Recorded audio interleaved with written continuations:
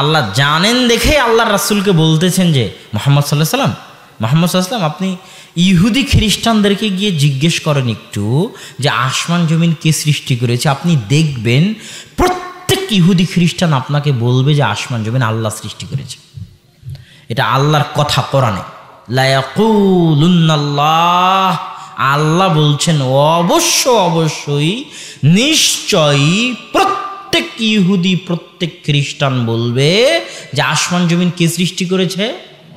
আল্লাহ সৃষ্টি করেছে। আল্লাহর এই কথার পিছনে যুক্তি আছে। কি যুক্তি? আবু জাহাল, যাকে আমরা কাফেরদের কি মনে করি? সর্দার মনে করি, সে আবু জাহাল বদরের যুদ্ধে আল্লাহর নিকটে দোয়া করতেছে, আল্লাহ আজকে বদরের যুদ্ধে আল্লাহুম্মা আনসুর আহদাল ফিআতাইন, বেশি হকের নিকটবর্তী দলকে বিজয়ী করো। কে দোয়া করতেছে? কার নিকটে? তো আবু জাহেল আল্লাহর উপর বিশ্বাস করে না? তাহলে আবু জাহেল কাফের কেমনে হলো? ঠিক তেমনই দেখেন আব্দুল্লাহ, এটা হচ্ছে আল্লাহ রাসূলের পিতার নাম। কি নাম বলেন তো? আব্দুল্লাহ। আব্দুল্লাহ শব্দের অর্থ কি? আল্লাহর বান্দা। তো যে আল্লাহর উপর বিশ্বাস করে না, তার বাপ তার নাম আব্দুল্লাহ রাখবে আর সে তার নিজের নাম আব্দুল্লাহ মেনে নিবে, এটা হয়? বলেন। মানে অবশ্যই আব্দুল মুত্তালিব এবং আব্দুল্লাহ আল্লাহর উপর বিশ্বাস করত, এই জন্যই তার নাম আব্দুল্লাহ। আব্দুল মুত্তালিব যখন আব্রাহার বাহিনী যখন আসহাবুল ফিল হাতে নিয়ে যখন কাবাঘর ধ্বংস করতে আসলো, তখন আব্দুল মুত্তালিব বলল, আল্লাহ তোমার ঘর তুমি হেফাজত করিও। তো আব্দুল মুত্তালিব আল্লাহর উপর বিশ্বাস করে না? করে। আল্লাহ রাসূলের সম্পূর্ণ বংশধর, কুরাইশদের সম্পূর্ণ বংশধর ছিল কাবাঘর মসজিদে হারামের খাদেম। জমজমের পানি পান করানো হাজিদেরকে, কাবাঘর পরিষ্কার করা, কাবাঘরের রক্ষণাবেক্ষণ, তালা চাবি, আজান, একামত, সার্বিক কিছুর দায়িত্ব পালন করত আব্দুল মুত্তালিব, কুরাইশ, হাশিমি বংশের লোকেরা। তার মানে তারা আল্লাহর উপর বিশ্বাস স্থাপন করত। তো আল্লাহর উপর বিশ্বাস স্থাপন করার পরেও তারা কাফের। আশ্চর্য। ওই কথায় আল্লাহ বলতেছে, আপনি ইহুদি খ্রিস্টানদের জিজ্ঞেস করেন, এরা বলবে আসমান জমিনের সৃষ্টিকর্তা কে? আপনাদেরও যদি বিশ্বাস না হয়, আপনারা একটা ইহুদি খ্রিস্টানকে ধরে জিজ্ঞেস করে দেখতে পারেন। যে কোনো ইহুদি, যে কোনো খ্রিস্টান, এমনকি ইহুদি খ্রিস্টান বাদে অন্য ধর্মের মানুষকেও জিজ্ঞেস করতে পারেন, তারা আল্লাহ নাম মুখে না নিলেও তারা বলবে একজন সৃষ্টিকর্তা যিনি উপরে আছে। হিন্দুরাও বলবে। নাম হয়তো আল্লাহ নিবে না, কিন্তু আল্লাহ নাম ইহুদিরাও নিবে, খ্রিস্টানেরাও নিবে। তো এই জায়গাতেই হলো আল্লাহ যে জিজ্ঞেস করতেছেন আম্মান খালাকাস সামাওয়াতি ওয়াল আরজ, মুসলমানেরা আসমান জমিনের সৃষ্টিকর্তা কে? মুসলমানেরা যে বলবে আল্লাহ, এটা আল্লাহ জানেন। ইহুদি খ্রিস্টানেরা যদি বলে যে আসমান জমিনের সৃষ্টিকর্তা আল্লাহ, তো মুসলমান তো বলবেই। আল্লাহ সুবহানাহু ওয়া তাআলা তারপরে জিজ্ঞেস করতেছেন আসমান থেকে বৃষ্টি কে বর্ষণ করে? মানুষ যে বলবে আল্লাহ বর্ষণ করে, এটা আল্লাহ জানেন। তারপরে আল্লাহ জিজ্ঞেস করতেছেন যে নদী নালা কে প্রবাহিত করেছে? আল্লাহ জানেন যে দুনিয়ার মানুষ বলবে নদী নালা আল্লাহ প্রবাহিত করেছে। আল্লাহ বলছেন এই নদী নালার পানি আসমানের জমিনের বৃষ্টির পানি দিয়ে জমিন থেকে ফল ফলাদি ফসল বাগবাগিচা কে উৎপন্ন করে? আল্লাহর জিজ্ঞাসা। আল্লাহ জানেন যে দুনিয়ার মানুষ বলবে এটা আল্লাহ করে। জিজ্ঞাসা করতে করতে এবার আল্লাহ শেষ জিজ্ঞাসাটা হলো মূল মাকসাদ, আ ইলাহুম মাআল্লাহ বাল হুম কওমুন ইয়াদিলুন। মুসলমানেরা, দুনিয়ার মানুষেরা, আমি আল্লাহ যদি আসমান জমিনের সৃষ্টিকর্তা হই তোমাদের দাবি অনুযায়ী, আমি আল্লাহ যদি নদী নালা প্রবাহিতকারী হই তোমাদের দাবি অনুযায়ী, আমি আল্লাহ যদি আসমান থেকে বৃষ্টি বর্ষণকারী হই তোমাদের দাবি অনুযায়ী, আমি আল্লাহ যদি ফল ফলাদি উৎপাদনকারী হই তোমাদের দাবি অনুযায়ী, তাহলে বলো তো একটু আমি ব্যতীত কেউ কি ইলাহ হতে পারে? এই লাস্ট প্রশ্নটা হলো আসল উদ্দেশ্য। এখনো আপনি বুঝতে পারেননি আমি কি বলতে চাচ্ছি। আল্লাহর এই প্রশ্ন থেকে একের পর এক প্রশ্ন এবং শেষ প্রশ্ন থেকে স্পষ্ট যে আল্লাহকে সৃষ্টিকর্তা মানলেই ইলাহ মানা হয়, এই কথা ভুল। হাজারো মানুষ আছে যারা আল্লাহকে আসমান জমিনের সৃষ্টিকর্তা মানে, কিন্তু আল্লাহকে ইলাহ মানে না। আল্লাহকে ফসল উৎপাদনকারী মানলেই আল্লাহকে ইলাহ মানা হয়, এ কথা ভুল। আল্লাহকে নদী নালা প্রবাহিতকারী মানলেই আল্লাহকে ইলাহ মানা হয়, এ কথা ভুল। আল্লাহকে রিজিক দাতা মানলেই আল্লাহকে ইলাহ মানা হয়, এ কথা ভুল।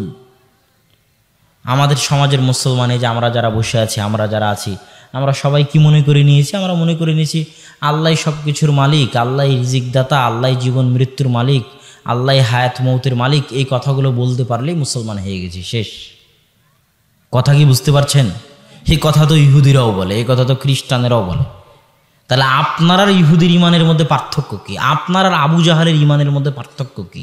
আপনার আর আবু লাহাবের ইমানের মধ্যে পার্থক্য কি? আপনার আর হিন্দুর ইমানের মধ্যে পার্থক্য কি? আপনি যতক্ষণ বুঝতে না পারবেন ইলাহ কাকে বলে, ততক্ষণ আপনার এই দাবির কোনো ভ্যালু নাই। কেন জানেন? আল্লাহ আমাদেরকে কালেমা এটাই শিখায়নি যে লা খালিকা ইল্লাল্লাহ, আল্লাহ ব্যতীত কোনো সৃষ্টিকর্তা নেই। এটা কি আমাদের কালেমা? কেন নয়? কেননা আল্লাহ জানেন যে দুনিয়ার 99% মানুষ আল্লাহকে সৃষ্টিকর্তা মানে, বলার দরকার নাই। এটা আমাদের কালেমা কি এটা যে লা রব্বা ইল্লাল্লাহ, আল্লাহ ব্যতীত কোনো রব নেই? এটা কি কালেমা আমাদের? কেন? আবু জেহেল আল্লাহকে রব মানত, আবু লাহাব আল্লাহকে রব মানত, আজকের ইহুদি খ্রিস্টানরাও আল্লাহকে রব মানে। আল্লাহর রাসূল যদি মক্কায় গিয়ে বলতো, হে আবু লাহাব, আবু জাহাল আর আমার চাচা আবু তালেব, সবাই শোনো, লা রব্বা ইল্লাল্লাহ, আল্লাহ ব্যতীত কোনো রব নেই, কারো কোনো অভিযোগ থাকতো না। সবাই বলতো আমরা তো আল্লাহকে রব মানি রে বাবা, সমস্যা কি? কোনো তো সমস্যা নেই। আমরাও যারা বসে আছি, আমরা মনে করেছি আল্লাহকে রব হিসেবে মেনে নিয়েছি, মুসলমান হয়ে গেছি। তাহলে আবু জেহেল কেন মুসলমান হলো না? আমাকে বুঝান। আবু জেহেলও তো আল্লাহকে রব হিসেবে মানত। তার মানে আল্লাহকে রব হিসেবে মানা আর আল্লাহকে ইলাহ হিসেবে মানা এক নয়। আল্লাহকে আসমান জমিনের সৃষ্টিকর্তা, বৃষ্টি বর্ষণকারী মানা, ফসল উৎপাদনকারী মানা, নদী নালা প্রবাহিতকারী মানা আর ইলাহ মানা এক নয়। রব শব্দের শাব্দিক অর্থ কি? রব শব্দের শাব্দিক অর্থ হচ্ছে প্রতিপালন করা, লালন পালন করা। যিনি লালন পালন করেন তিনি রব। 10 মাস 10 দিন মায়ের পেটে ছিলেন, কে খাবার দিয়েছে? আল্লাহ দিয়েছে। দুনিয়াতে যখন জন্ম হলো 2.5 বছর কোনো কিছু খাওয়ার সামর্থ্য ছিল না, দাঁত ছিল না। মায়ের বুকে দুধের ঝর্ণাধারা প্রবাহিত করে আপনার রিজিকের ব্যবস্থা কে করেছে? আল্লাহ করেছে। যে জমিনের উপর বসে আছেন, এই জমিনের মালিক কে? আপনি বলবেন আমি মালিক। আপনি 50 বছরের মালিক। 50 বছর আগে কেউ ছিল, 50 বছর পরে কেউ থাকবে, এভাবে হাত বদল হতে থাকবে। দিন শেষে আসল মালিক কে? আসল মালিক আল্লাহ। মানুষ সময়ের মধ্যে আসে, সময়ের মধ্যে চলে যায়। সময় শেষ, মানুষের শেষ। কোনো জায়গার মালিক মানুষ নয়, মানুষ সময়ের মালিক। আপনি এতটুকু বলতে পারেন 1993 থেকে 2093 পর্যন্ত এই সময়টুকুর মালিক আমি। এই সময়টুকু আপনাকে দেওয়া হয়েছে। এই সময়টুকুতে আপনি বাংলাদেশেও থাকতে পারেন, আমেরিকাতেও থাকতে পারেন, সমুদ্রেও থাকতে পারেন, জঙ্গলেও থাকতে পারেন। আসলে আপনি কোনো জায়গায় বাস করেন না, জায়গার মালিক তো আল্লাহ। আপনি বাস করেন সময়ে। আল্লাহ আপনাকে কিছু সময় দিয়েছে দুনিয়াতে বসবাস করার জন্য। ওই সময়ের মধ্যে আপনি আছেন, থাকতেছেন। সময় শেষ, আপনিও শেষ। এরকম সময়ে হাজারো মানুষ এসেছে, হাজারো মানুষ চলে যাবে। সামনে আরও সময় আসতেছে, আরও হাজারো মানুষ আসবে, তাদেরও সময় শেষ হয়ে যাবে, তারাও চলে যাবে। দুনিয়ার মালিক কে থাকবে? দিন শেষে আল্লাহই থাকবে। আপনি যে খাওয়া দাওয়া করেন, এই খাওয়া দাওয়া কোথায় থেকে আসে? যদি 1 দিন, 2 দিন, 3 দিন, 5 দিন, 1 সপ্তাহ, 1 মাসের জন্য সূর্য আলো দেওয়া বন্ধ করে দেয়, দুনিয়ার মানুষ খেতে পাবে? দুনিয়ার মানুষ না খেয়ে মারা যাবে। একটা গামলা দিয়ে একটা ঘাসকে দূরে রাখেন সূর্য থেকে, সব ঘাস মরে সাফ হয়ে যাবে সূর্যের আলো না পাওয়ার কারণে। মাটির পানি, সূর্যের আলো দিয়ে ঘাসপালা, লতা, গাছপালা বেঁচে আছে। সূর্য নাই, একটা গাছ বেঁচে থাকবে না দুনিয়াতে, একটা ঘাসপালা বেঁচে থাকবে না দুনিয়াতে। শাকসবজি সব শেষ হয়ে যাবে। গরু ছাগল কি খাবে? গরু ছাগল সব মারা যাবে। মানুষ কি খাবে? মানুষও সব মারা যাবে। তাহলে দুনিয়াতে মানুষ খাচ্ছে কার সূর্য দিয়ে? আল্লাহর সূর্য দিয়ে। তাহলে লালন পালনকারী কে? আল্লাহ সুবহানাহু ওয়া তাআলা। এটি আল্লাহ বলেছে, মা মিন দাব্বাতিন ফিল আরদি ইল্লা আলাল্লাহি রিজকুহা। দুনিয়ার মানুষ আসমানে এবং জমিনে এমন কোনো পশু প্রাণী, জীবজন্তু, পাখপাখালি, পোকামাকড় বসবাস করে না যা আল্লাহ বহন করি না। আল্লাহু আকবার। সবার রিজিকের দায়িত্ব আমি আল্লাহ বহন করি। তাহলে আল্লাহ হচ্ছেন রব। কার কার রব? আলহামদুলিল্লাহি রাব্বিল আলামিন। আসমান জমিন এবং তার মাঝে যা কিছু আছে, ইহকাল পরকাল এবং তার মাঝে যা কিছু আছে, সবার রব কে? একটা নাস্তিককেও খেতে দেয় কে? যে রাত দিন আল্লাহর বিধানের লঙ্ঘন করতেছে, নামাজ কালাম পড়ে না, আল্লাহকে গালি দেয়, সুদ ঘুষ খায়, জেনা করে, তাকেও খেতে দেয় কে? তারও প্রতিপালনকারীকে আল্লাহ সুবহানাহু ওয়া তাআলা। এটি হচ্ছেন আল্লাহর রব, আল্লাহ হচ্ছেন রব। এবার ইলাহ, ইলাহ কাকে বলে? আমাদের কালেমা হচ্ছে লা ইলাহা ইল্লাল্লাহ, এবং কালেমায়ে শাহাদাত হচ্ছে আশহাদু আল্লাহ ইলাহা ইল্লাল্লাহ। এটা কালেমা নয় যে আশহাদু আল্লাহ রব্বা ইল্লাল্লাহ, আমি সাক্ষ্য দিচ্ছি যে আল্লাহ ব্যতীত কোনো রব নেই। কেন? এই সাক্ষ্য আবু জাহালও দিতে পারবে, এই সাক্ষ্য আবু লাহাবও দিতে পারবে, এই সাক্ষ্য আবু তালেবও দিতে পারবে, কিন্তু আল্লাহ ব্যতীত কোনো ইলাহ নেই এই সাক্ষ্য তারা দিতে পারবে না। অতএব আপনাকে বুঝতে হবে রব এবং ইলাহের মধ্যে পার্থক্য কোথায়। ইলাহ মানে হচ্ছে, ইলাহ মানে কি? ইলাহ মানে হচ্ছে আপনার সম্মানের জায়গা পাওয়ার একমাত্র হকদার, আপনার ইবাদত পাওয়ার একমাত্র হকদার, আপনার প্রার্থনা, আপনার দোয়া পাওয়ার একমাত্র হকদার। আপনি যার আদেশ নিষেধ মানবেন, সেই আদেশ নিষেধ মান্য হওয়ার যার মানবেন তার একমাত্র হকদার। এগুলো হচ্ছে ইলাহ, বুঝায় যাকে। যেমন আপনি যে সম্মান দিবেন, এই সম্মান পাওয়ার একমাত্র হকদারকে আল্লাহ সুবহানাহু ওয়া তাআলা। এখন আপনি শহীদ মিনারের একটা কাঠের খাম্বাকে, ইট পাথরের খাম্বাকে গিয়ে সম্মান দিচ্ছেন, তাহলে আপনি আল্লাহকে রব হিসেবে মানেন ঠিকই, ইলাহ হিসেবে আবার কালেমা পড়তে হবে। আবার কি করতে হবে? আবার কালেমা পড়তে হবে যে আশহাদু আল্লাহ ইলাহা ইল্লাল্লাহ, আল্লাহকে ইলাহ হিসেবে মানি। না হলে আপনার ঈমান আর আবু জাহালের ঈমানের মধ্যে কোনো পার্থক্য নাই। প্রার্থনা এবং দোয়া সারা জীবনে যদি মনে করেন একবার দোয়া করবেন, তো ওই একবার দোয়া কার নিকটে করতে হবে? আল্লাহর নিকটে।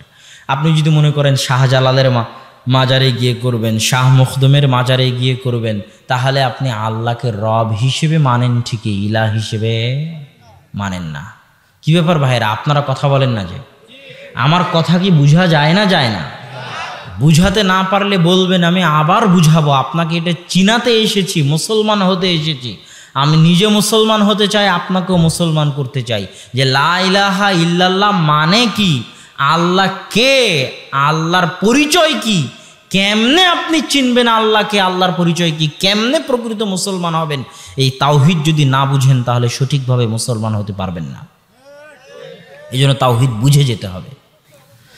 দোয়া করবেন একমাত্র আল্লাহর নিকটে। অসুস্থ হয়ে গেলেন, তাবিজ ব্যবহার করতে লেগে গেলেন, তো আপনি আল্লাহকে রব হিসেবে মানেন ঠিকই, আল্লাহকে ইলাহ হিসেবে মানেন না। আপনাকে আবার কালেমা পড়তে হবে তাবিজ খুলে ফেলে দিয়ে। এই মাঠেও যদি তাবিজ থাকে তো তাবিজ খুলে ফেলে দিয়ে আবার কি পড়তে হবে? লা ইলাহা ইল্লাল্লাহ আশহাদু আল্লাহ ইলাহা ইল্লাল্লাহ। না হলে আপনার ঈমান আর আবু জাহালের ঈমানের মধ্যে কোনো পার্থক্য নাই। এ কথা আমি না, জওহরলাল নেহরু পর্যন্ত বলেছে। এটা হিন্দু মানুষ 1947 সালে যখন মুসলমানেরা বলল লড়কে লেঙ্গে পাকিস্তান, ছিনকে লেঙ্গে পাকিস্তান, লড়াই করে যুদ্ধ করে পাকিস্তান আদায় করে নেব, মুসলমানদের জন্য আলাদা দেশ চাই, অন্য কিছু শুনবো না। শেখ মুজিবুর রহমান অসমাপ্ত আত্মজীবনীর মধ্যে লিখেছে, যারা আওয়ামী লীগের ভাইয়েরা আছে তাদেরকে অনুরোধ করব অসমাপ্ত আত্মজীবনী একবার হলেও পড়ে দেখার জন্য, যে শেখ মুজিবুর রহমান কী লিখেছে এই বইয়ের মধ্যে। শেখ মুজিবুর রহমান অসমাপ্ত আত্মজীবনীর মধ্যে লিখেছে যে কেন পাকিস্তানের জন্য তিনি আন্দোলন করলেন। ওই সময়কার ইতিহাসগুলো, ঘটনাবলীগুলো তিনি উল্লেখ করেছেন। তো এইটাই ছিল তার সারমর্ম, যে মুসলমানদের জন্য আলাদা দেশের দরকার আছে। না হলে ভারতে যত সংখ্যক হিন্দু আছে, মুসলমানেরা তার চেয়ে কম।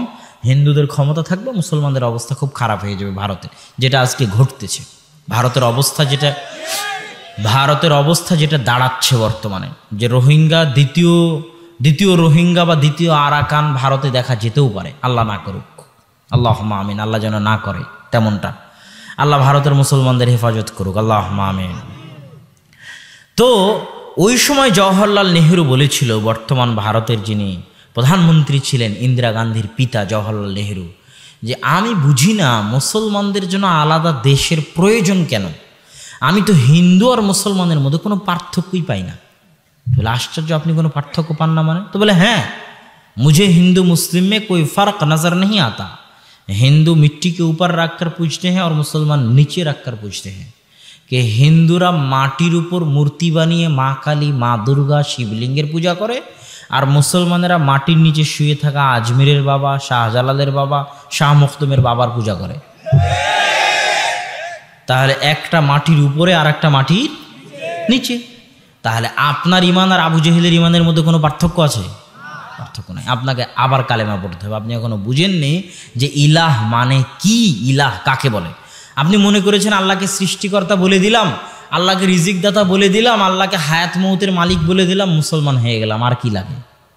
জি না, আল্লাহকে হায়াত মৌতের মালিক, রিজিকদাতা আবু জেহেলও মানতো, আবু লাহাবও মানতো, আজকের যুগের ইহুদি খ্রিস্টানও মানে, হিন্দুরাও মানে, কিন্তু ইবাদত করার বেলা মা কালীর ইবাদত করে, মা দুর্গার ইবাদত করে। আপনিও আল্লাহকে মানেন রিজিকদাতা, হায়াত মৌতের মালিক, আর অসুস্থ হলে তাবিজের কাছে চলে যান, জিনের আশ্রয় প্রার্থনা করেন। আর যখন সম্মান দেওয়ার দরকার আসে, সম্মান দেওয়ার যখন দরকার হয়, তখন যেমন একটা সম্মানের উদাহরণ দিই, আমি তো 3-4 বলেছি, একটা সম্মান, একটা বলেছি দোয়া প্রার্থনা, একটা বলেছি ইবাদত।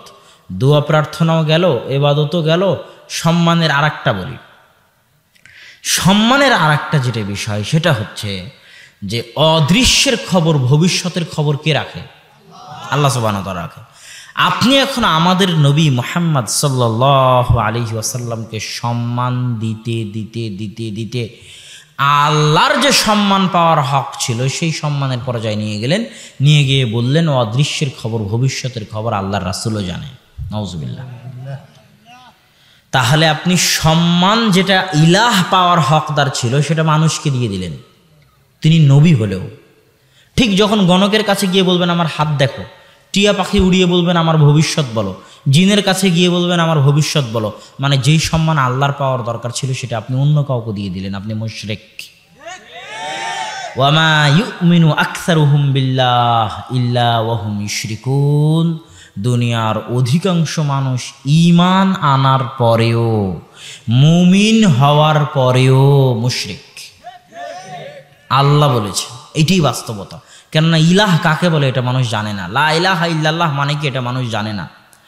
ইয়্যাকা না'বুদু ওয়া ইয়্যাকা নাস্তাঈন, এই বাক্যের অর্থ কেউ যদি করে আমি আল্লাহর ইবাদত করি, আল্লাহর নিকটে সাহায্য চাই, তাহলে এই বাক্যের অনুবাদ ভুল হবে।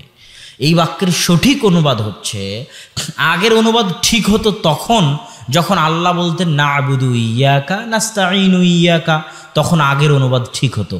কিন্তু আল্লাহ বলেছেন ইয়্যাকা না'বুদু ওয়া ইয়্যাকা নাস্তাঈন, এই বাক্যের এই অনুবাদ চলবে না যে আমি আল্লাহর ইবাদত করি, আল্লাহর নিকটে সাহায্য চাই।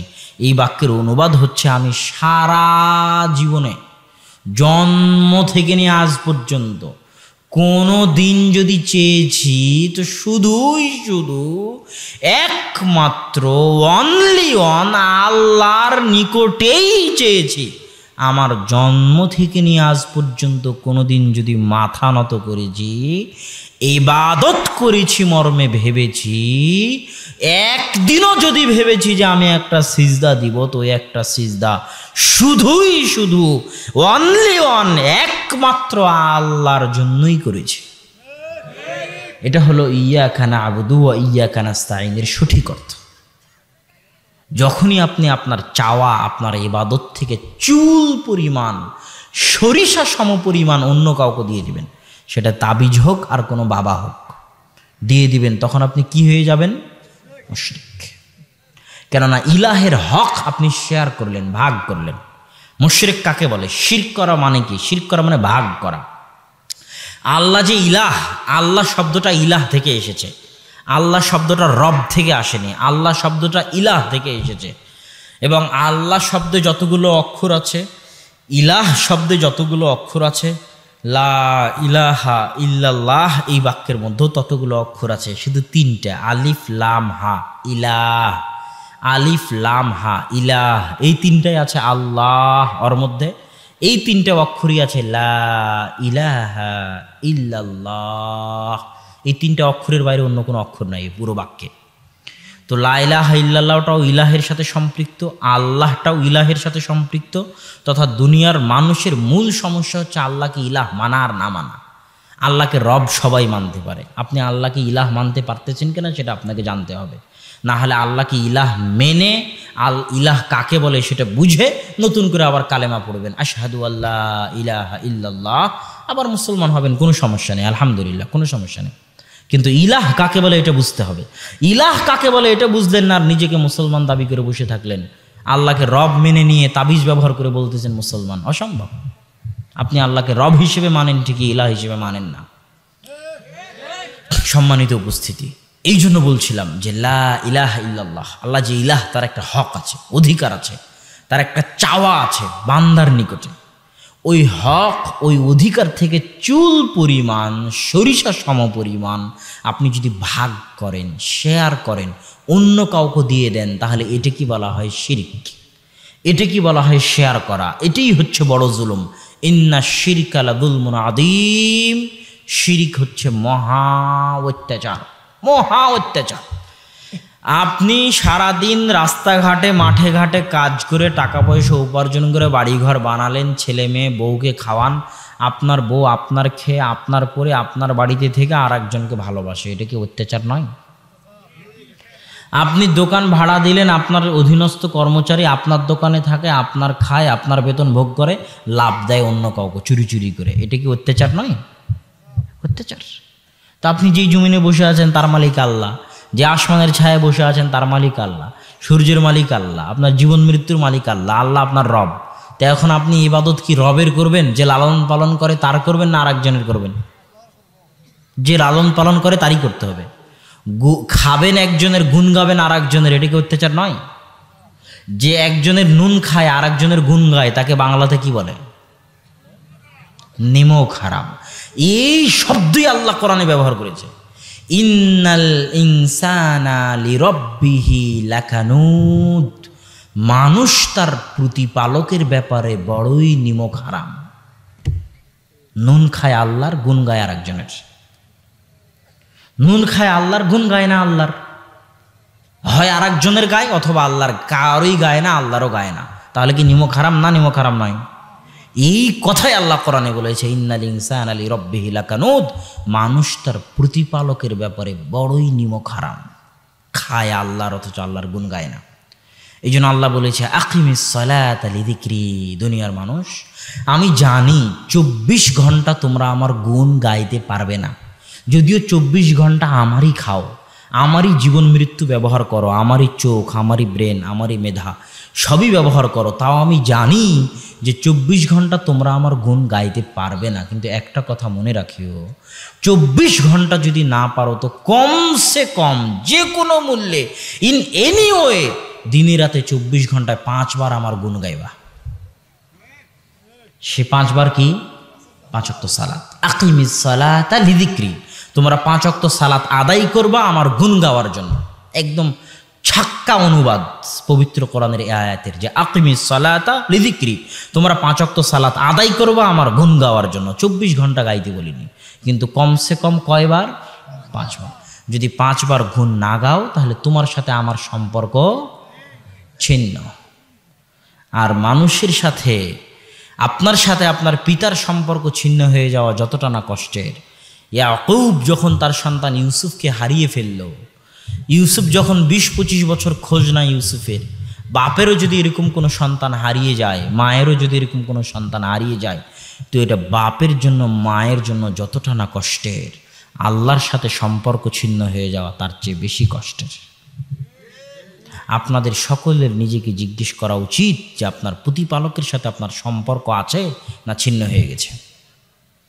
আপনার কি অভিভাবক আছেন? আপনি অভিভাবকহীন।